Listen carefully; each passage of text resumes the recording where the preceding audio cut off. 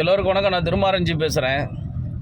மதுரையில் மின்மயானம், இந்த தத்தநேரியில் இருக்கக்கூடிய மின்மயானமும் கீரத்துறையில் இருக்கக்கூடிய மின்மயானமும் 2 மாத காலமாக பழுதடைந்து கிடைக்கிறது. இதை மாவட்ட ஆட்சியர் என்ன செய்கிறாருன்னு தெரியல. மாநகராட்சி மேயர்லேருந்து மாநகராட்சி கமிஷனர்லேருந்து என்ன பண்ணுறீங்கன்னு தெரியல. இங்கே மதுரை என்பது ஒரு பெரிய நகரம். அந்த நகரத்தில் ஒரு நாளைக்கு 50க்கு மேற்பட்டவர்கள் மரணித்து வருகிறார்கள். ஆனால் இங்கே நீங்கள் பார்த்தீங்கன்னா இந்த 2 மாத காலமாக அந்த மின்மயான வேலை செய்யாதனால இந்த மாவட்டங்களில் இருந்து மரணிக்கிறவங்க அவங்க இங்கேயே காரியத்தை முடிச்சுட்டு போயிடலாம் நினைக்கிறவங்களுக்குலாம் இது பெரிய சிரமமாக இருக்குது. சரி, இன்றைக்கி சரி பண்ணிடுவாங்க, நாளைக்கு சரி பண்ணிடுவாங்கன்னு பார்த்தா இது கிட்டத்தட்ட 2 மாத காலம் ஆயிடுச்சு.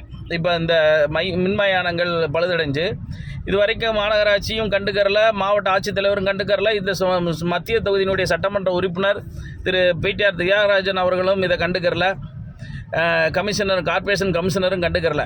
இதனால் மக்கள் வெறும் அவதிக்குள்ளாகிறாங்க.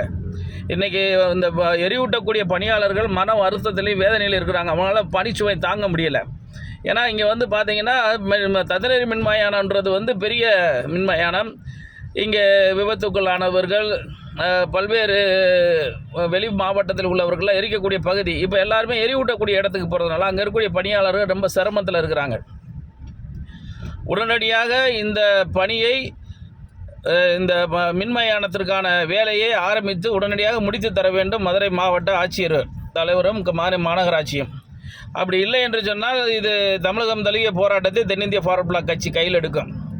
ஏன்னா மக்களுக்கு என்ன பிரச்சனை இருக்குன்றது கூட இங்கே இருக்கக்கூடிய பாராளுமன்ற உறுப்பினர் திரு அருமை சகோதரர் வெங்கடேசனுக்கு கவனத்துக்கு கொண்டு போகிறேன். இது அவருக்கு தெரியுதோ தெரியல. ஏன்னா அவர் மக்கள் மீது அக்கறை இல்லாமல் தொடர்ந்து கவிதை எழுதக்கூடிய ஒரு பாராளுமன்ற உறுப்பினர். இந்த பகுதியில் இவ்வளோ ஒரு பிரச்சனை நடந்துக்கிருக்கு.